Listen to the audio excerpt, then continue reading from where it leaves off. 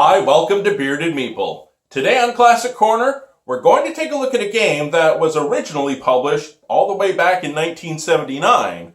It's been reissued since then, and there's even an online version that you can play for free. Well, 2 years ago, I was out garage sailing, and I came across this game, and it was only a quarter. I instantly fell in love with it, because 1, I love dice games, and 2, I will always push my luck. This edition was brought to us by Parker Brothers. It's Can't Stop. Let's take a look at it. In the game, the board is shaped like a stop sign, divided numerically from 2 through 12. There are 3 pylons. These will move up the board and track your potential progression. Each player will receive 9 colored tokens and 4 dice. However, the original game came with 4 red dice. I had extra, so it seemed appropriate to give each player the proper color. Let's take a look at the gameplay. Gameplay is fairly straightforward. I'm not going to go into every little rule detail. I'll just do a brief overview. Each player has their 9 tokens, their 4 dice, we have the 3 pylons, and we're ready to begin.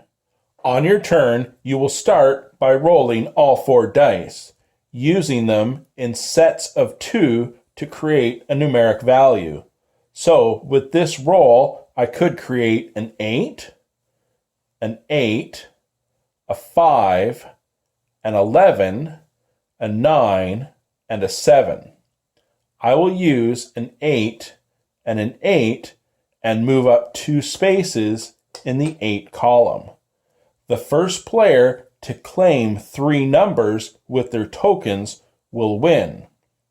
As it's still my turn, I can continue to keep playing, or I could stop. At this point, I'll keep playing.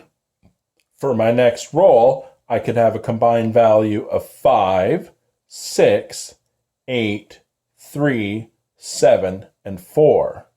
7 being the most likely number, I will use the 5 and 2 to create a 7. I will use the 3 and 1 to create a 4.